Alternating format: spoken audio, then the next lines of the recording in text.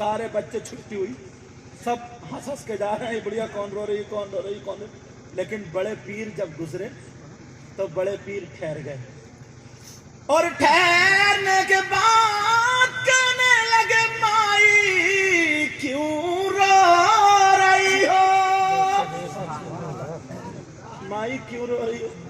तो बेटा सारे बच्चे चले गए, तू भी हंस के चला जा, मुझे रोने दे। बड़े पीर बोले, माई कैसे जाऊं, मैं उस खानदान में पैदा हुआ हूँ जहाँ रोते हुए के आंसू पोंछे जाते हैं। सुभान अल्लाह। बात बताओ माई, तुम्हारा मसला क्या हो सकता, मैं हल कर दूं। बुढ़िया बोली, बेटा बड़े बड़े मुफ्ती चले गए, जा बेटा तू भी जा, घर को जा। मगर बड़े पीर कहने लगे, माई बताओ मामला क्या, बताओ तो हो सकता है मैं हल कर दूं। बुढ़िया ने नजरें उठा के देखी, बच्चा इतना जिद कर रहा, जब देखा तो चेहरा खूबसूरत था। बरेली के इमाम बोले, सुभान अल्लाह बोलो, आप भी बोलो, आप अब आए हो तो सुभान अल्लाह बोलो। तेरी नस्ल पाक में बच्चा बच्चा नूर का, प्यार से बोला करो, प्यार से करो, सुभान अल्लाह। तेरी नस्ल पाक में है बच्चा बच्चा नूर का, और तू है नूर, तेरा सब घराना नूर का। बड़े पीर कहने लगे, माई जरा बोलो क्या बात है।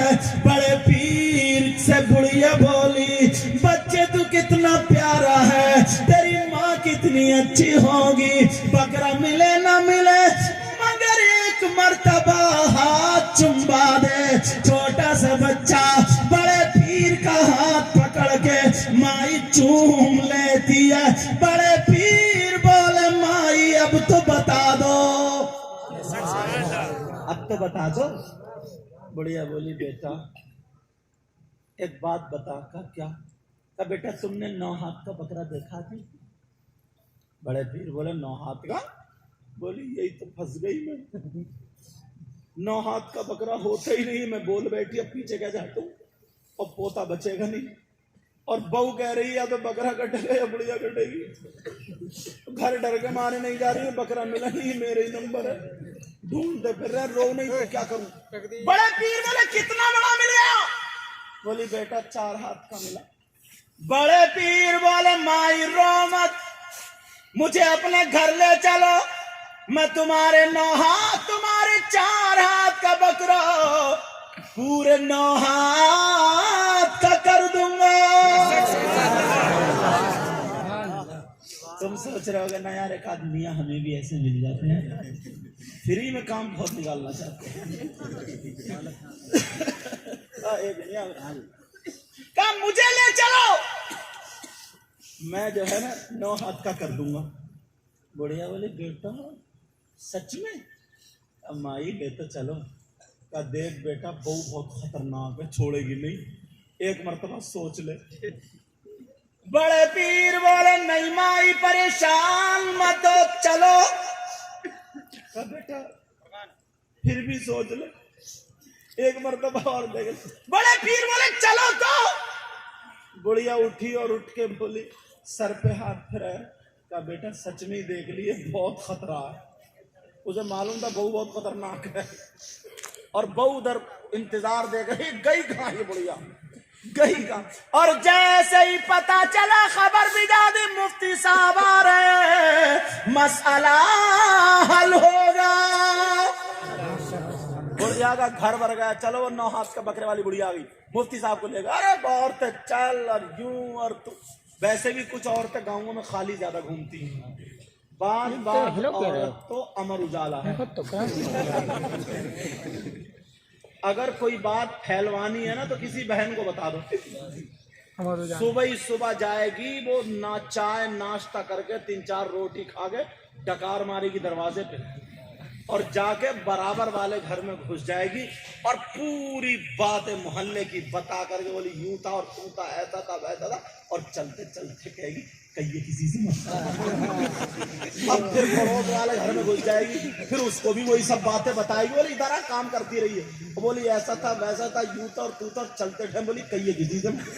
पूरे मोहल्ले में डंग डंग डंग डंग लंगड़ी घोड़ी की तरह 11 बजे घर में घुसती है। 11 बजे पूरा खाना हजम करके सारी बातें मोहल्ले में फूंक के और ये कह दी कहिए किसी से मत, तूने किसी को छोड़ा नहीं, वो कहेगी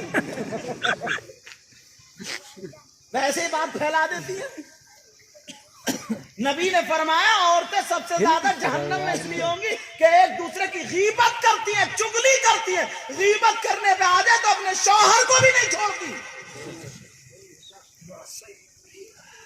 ऐलान हो गया, 9 हाथ के बकरे वाली बुढ़िया आ गई, सब लोग आ गए, चलो देखो क्या होगा क्या होगा।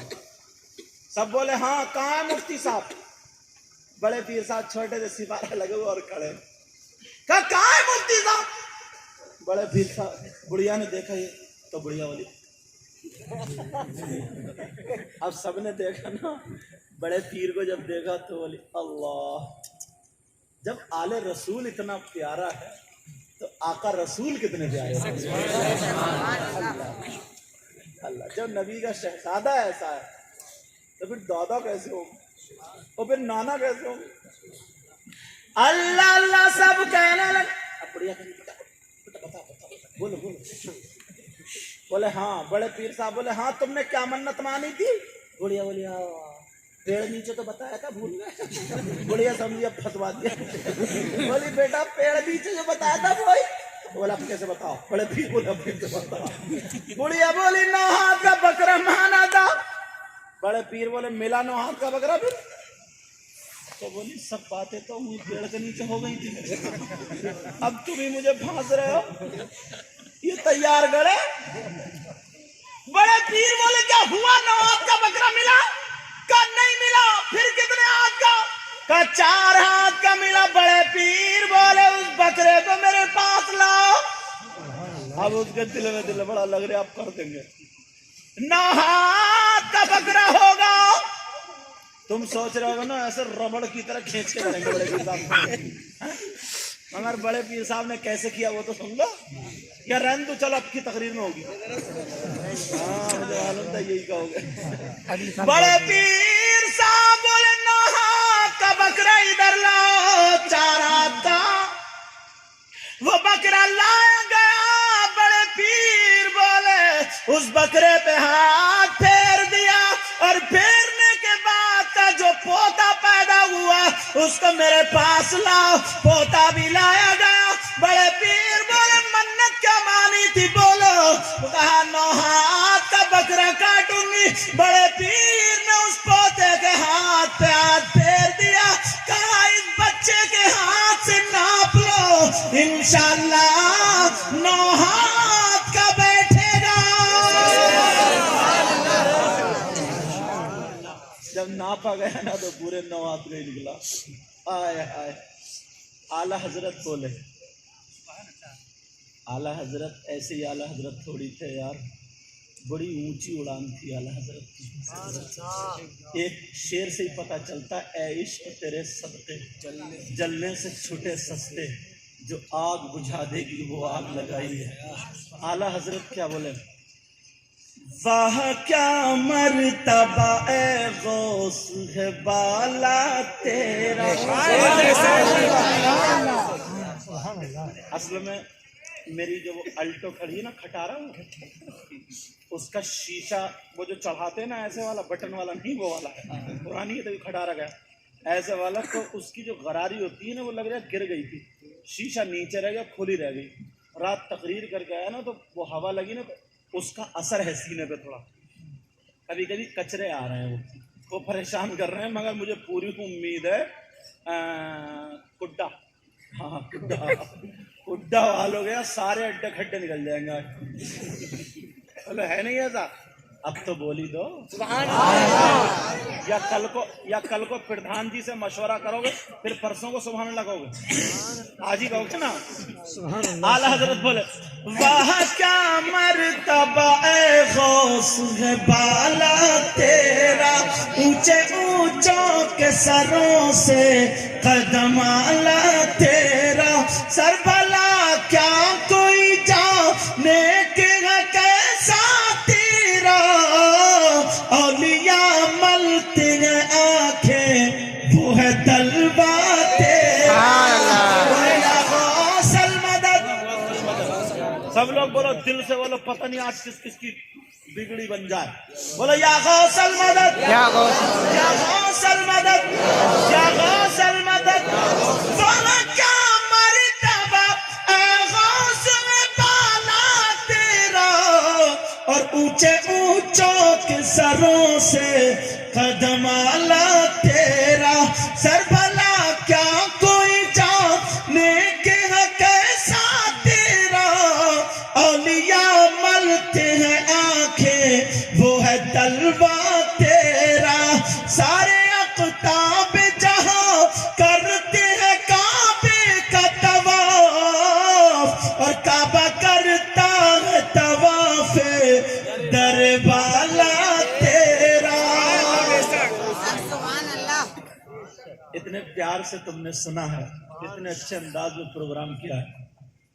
अगर तबीयत बेचा रही ना, काम ऐसा किया है। और मैं तकरीरों में कहता हूँ, दुआएं कराई नहीं जाती हैं, ली जाती हैं। दिल से दुआ करता हूँ उलमा, आप भी और नाजिम साहब, माशाल्लाह इतनी अच्छी निजामत हो रही, इतने भारी भरकम अशार हैं हजरत, बहुत प्यारा, बहुत अच्छा। तो अब तक बैठे उलमा आमीन कहेंगे, आप भी कहना। दिल पिघल गया, पता नहीं किसकी अदाएं, किसकी दुआएं अल्लाह कबूल फरमा ले। ऐ अल्लाह तू इनको इतना दे, इतना दे मेरे मौला, इनकी दुनिया और आखिरत दोनों रोशन फरमा। गाँव में बहारें अता फरमा दे, मेरी बहनों को, भाइयों को, ऐ अल्लाह सबको खुशियां अता फरमा दे। मियाँ बीवी में प्यार मोहब्बत अता फरमा दे। औलाद को वफादार, नेक, साले, मुती और फरमा बरदार बना दे, नमाजी बना दे, हाजी बना दे, कुरान का कारी और मुस्तफ़ा जाने रहमत का शहदाई बना दे। आज के बाद इतने अच्छे हो जाओ, इतने प्यारे हो जाओ, गाँव में ना ये जो जलन, हसद, कीना, बगावत सब निकाल दो यार, खत्म कर दो। इससे कुछ नहीं होता। अपने फेफड़े, अपने गुर्दे और जो अंदर अंदर सब चीजें ना वो खत्म होती। हसद, कीना, बगावत अपने आप को खाता है, किसी दूसरे का कुछ नहीं बिगाड़ सकते। समझ में आ रही? इतने प्यारे हो जाओ, किसी से लड़ाई हो जाए, किसी से गलती हो जाए, 5 उंगली बराबर नहीं ना, उसे तुम माफ कर दो, उससे माफी मांग लो, समझ रहे? और आपस में मिलो तो मुस्कुरा के सलाम करो, छोटो बड़ों की इज्जत करो। तुम बैठो, कोई बड़ा आ जाओ, उनको खड़े हो जाओ, जगह दो। अपने इमाम की इज्जत करो, नमाजियों की इज्जत करो, हाजियों की इज्जत करो, अच्छे अच्छे लोगों की, माँ बाप की इज्जत करो। इतना मेल आपस में। किसी की शादी हो ना, किसी गरीब है, कोई गरीब, अगर उसकी लड़की की शादी तो ऐसे लग जाओ कि सबकी बहन और सबकी बेटी की शादी है, ऐसे लग जाओ। और सही बता रहा हूँ, अगर उस गरीब ने दावत भी नहीं की, दावत में जाओ खत्म तो। अगर 100 आदमी 300 रुपए कुछ होते हैं क्या? नहीं होते, या 400 500 तुम मोबाइल में खर्च कर देते हो, गुटखा खा लेते हो, सिगरेट पी लेते हो, बीड़ी। मैं आया, उलमा आए, अभी इमाम साहब कितना अच्छा नाश्ता खाना, कई कई तरीके का, कुछ तो डोंगे खुले ही नहीं। पूछो इनसे कमेटी वाले, ऐसा खाना, सारी चीजें इतना खर्चा होता है। तुम कोल्ड ड्रिंक पी लेते हो, चाय पी लेते हो, कोई मेहमान आ जाए, केले, सेब, सारी चीजें। कुछ ना 400-500 दीन के काम में भी खर्च किया करो, दीन के काम में। अगर किसी गरीब की बच्ची की शादी है ना, तो 500 रुपए का लिफाफा रखो, 500 रुपए लिफाफे में रखो और जाओ चुपके से, उसकी पीठ पे हाथ फेरो, घबराना मत, तेरी बेटी हमारी बेटी है, तेरी इज्जत हमारी इज्जत है, उसके लिए दुआएं करो। समझ में आ रही? और 500 रुपए दे के आओ। 100 आदमियों ने अगर ऐसा कर लिया तो तुम्हारा 500 में कुछ नहीं बिगड़ेगा, मगर 100 आदमी जिस गरीब के जाएंगे यार, उसकी नैया पार लग जाएगी। बोलो लग जाएगी नहीं लग जाएगी? उसकी नैया पार लग जाएगी। और तुम्हारा 500 में नौजवानों, मोबाइल है तुम्हारे पास, अब इसको गलत इस्तेमाल मत करो, अच्छा इस्तेमाल करो। हमसे जुड़ो, इमाम साहब से जुड़ो, उलमा से जुड़ो, हमसे मसले पूछो, तकरीरें सुनो, नाते सुनो। और जो कमा रहे हैं बाहर, जैसे बेंगलोर हैं या दिल्ली हैं या चेन्नई हैं या बम्बई हैं वगैरह वगैरह, जहाँ, क्योंकि हम तकरीरें करने जाते हैं तो लोग मिलते हैं ना इलाके के कि सैयद साहब हम भी वहीं के, जहाँ आपको बरेली के पास के, कोई यहाँ का, कोई रामपुर का, कोई उधर के बहुत हैं, बस्ती की तरफ के, उस तरफ के बहुत मिलते हैं बाहर। बहरहाल दुबई में एक लड़का, जब मैं गया वहाँ पे तो वो लड़का एयर कटिंग मतलब बाल कटिंग में गया, उसने देखा मैं तकरीरें सुनता था तो अपने शेख को भी लाया, अगर देखो जिसकी तकरीरें बचती है ना तुम सुनते मिलवा, आज उनसे मिलवाऊंगा मैं। उसने स्पेशल कहा हजरत ऐसे ऐसे ऐसे ऐसे, तो मेरी इतनी तबीयत खुशी, बोला हजरत मैं आया था दूसरे की कटिंग करता था, आज 7 दुकानों का मालिक मैं हूँ, 7 दुकान। तो तबीयत खुश होती है यार हमारे यहाँ के जब आगे बढ़ते हैं। तो खाली मत घूमो, जो लड़के बाहर काम कर रहे हैं उनको सेटिंग कराओ, उन्हें कंपनी में, फैक्ट्री में काम सिखवा करके काम पे लगवाओ, उनकी मदद करो। खाली कुछ लड़के ऐसे हैं जो गाँवों में बिगड़े हुए नहीं है वो, मगर मजबूर है बेचारे, उन्हें काम नहीं मिल रहा, उनका काम नहीं लग रहा है, छुट गया, वो गलत नहीं है। अब अगर गांव में नहीं रहेंगे तो कहां जाएंगे? मैंने जो बातें करी है, मैंने बिगड़े हुए लड़कों की बातें करी है, तुम्हारी नहीं करी है, समझ में आ रही है? तो जो लड़के ऐसे जो दोस्त है ना, उनको बुलाओ, उन्हें काम पे लगाओ, इकट्ठे हो जाओगे ना 20-50 इकट्ठे हो जाओ तो 500-500 रुपए अगर महीने के भी तुम दीनी काम में खर्च निकालोगे तो सही बता रहे हो, तुम्हारे गांव में कोई घर ऐसा नहीं होगा जिसमें नल नहीं होगा, कोई घर ऐसा नहीं होगा कि जाड़ों में उसके बच्चों के लिए लिहाफ नहीं होगा, कोई घर ऐसा नहीं होगा कि उसके बच्चों की स्कूल की फीस जमा नहीं हो रही है, कोई गांव ऐसा नहीं होगा कि मस्जिद के इमाम के अच्छा खाना, अच्छा हुजरा, अच्छा रहन सहन, उसके बच्चों को, मतलब इमाम को नो टेंशन कर देना कमाई से यार, वो क्योंकि तुम्हें नमाज़ें पढ़ा रहा कि हम उससे, वो इबादत के लिए हमें सजदे में ले जा रहे हैं, रुकू कर रहे हैं, हम उसे माला माल कर देंगे। समझ में आ रही है? ऐसे अगर बन जाओगे तो तुम कामयाब हो जाओगे। आज कुछ बातें माइक पे बोलने की नहीं होती है, लेकिन बता दूं, पंजाबियों का नाम सुना होगा, पंजाबियों का, अगर किसी का घर टूट जाता है ना उनमें, क्योंकि मैं उधर ही इलाके में रहता हूँ, उत्तराखंड के रुद्रपुर के पास में, समझ में आ रही? तो मालूम है 10 या 100 ईंटें ले जाएगा और 100 रुपए दे के आएगा। यार 50 आदमी चलेगा, उसका घर भी बन गया, उसका मसाला भी बन गया, घर बन गया उसका आराम से। आज तक तुमने, इतने बुजुर्ग भी बैठे, इतने बुजुर्ग, तुमने कभी किसी पंजाबी को भीख मांगते हुए देखा? मेरी तो थोड़ी उम्र है तुमसे, तुम बताओ, मैं तो पूरे हिंदुस्तान में कहाँ कहाँ जाता हूँ। हजरत आप लोग जाते हैं, हमारे बुजुर्ग बैठे हैं या आप लोग बैठे हो, बताओ तुमने कभी देख, चाहे वो छतरी संभाले, ताले संभाले, लाइट संभाले, दूध बेचे, काम करेगा, मगर भीख देखा मांगते हो कभी? तुम बताओ अगर देखा हो तो। आज तक नहीं देखा होगा, ये मिसाल है, मिसाल। और तुम जरा अजमेर चले जाइयो, कलियर शरीफ चले जाइयो, बरेली शरीफ जाइयो, बदायूं जाइयो, कभी कभी ना दिल में ये आती है कि किसी गरीब को देखो ना, इसे 500 रुपए दे दे, मगर इतने फकीर, इतने भिखारी आ जाते हैं, तुम्हें बेइज्जत कर देंगे, तुम्हारे कपड़े उतार लेंगे। इतना दुख हुआ, मैं ख्वाजा फखरुद्दीन के यहाँ गया, एक औरत आई, उसके कपड़े मतलब इतने फटे हुए थे कि उसका जिस्म भी पूरा ढका हुआ नहीं था। तो मुझे जो तकरीर करके आया था, मैं राजस्थान में, मैंने लिफाफा खोला तो उसमें 2-2 हज़ार के नोट, मैंने 2000 का नोट उसको निकाल, मैं इसलिए बता रहा हूँ, ये मत सोचना कि मैंने दिए सब, इसलिए बता रहा हूँ ताकि तुम्हारी हौसला अफजाई हो। समझ में आ रही?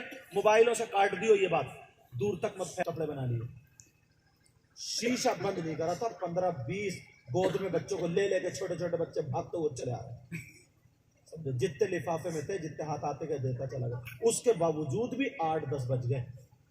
इतनी शर्मिंदगी हुई, इतनी वो लगा मुझको, मतलब इतनी कायली हुई कि यार बताइए, ये हमारी कौम के बच्चे हैं यार, ये कुछ ने पेशा बना लिया, फिर वैसे ऐसा भी है, उनकी नियत ही नहीं भरती, पेशा बना लिया।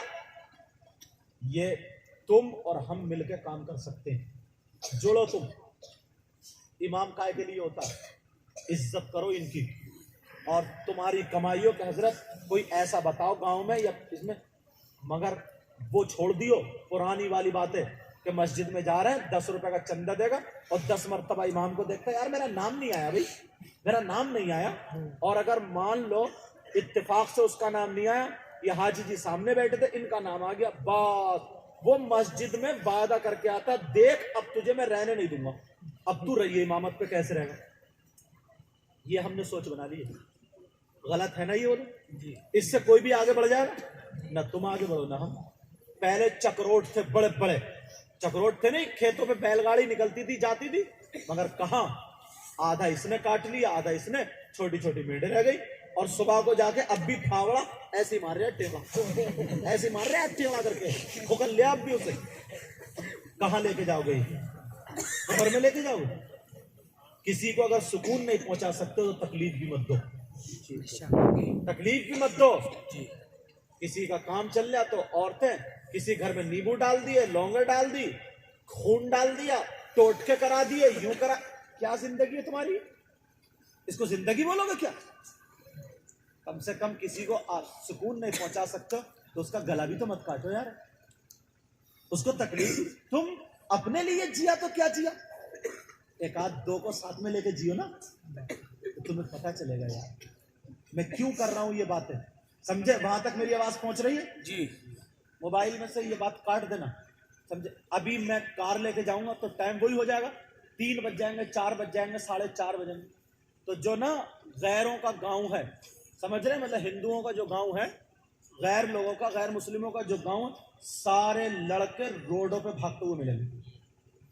सब इस उम्र के दौड़ते हुए, वर्जिश करते हुए, डंड मार रहे हैं उस पर रोडों पे, समझे, भाग रहे हैं, सुबह नहा रहे हैं, चने की रोटी खा रहे हैं, चने खा रहे हैं, उन्हें कोई टेंशन ही नहीं है, खा रहे। और हमारे यहाँ तो मुसलमानों के गांव से निकल जाओ, कुत्ते घूम रहे हैं रोडों में, कुत्ते, सन्नाटा छा रहा, एक भी घूमता हुआ नहीं मिलेगा, एक भी घूमता हुआ। बेचारे ये निकलना चाह रहा तो ये बीवी टेंशन में डाले पड़ी है, ये टेंशन में टांग अड़ाए पड़ी है भाई।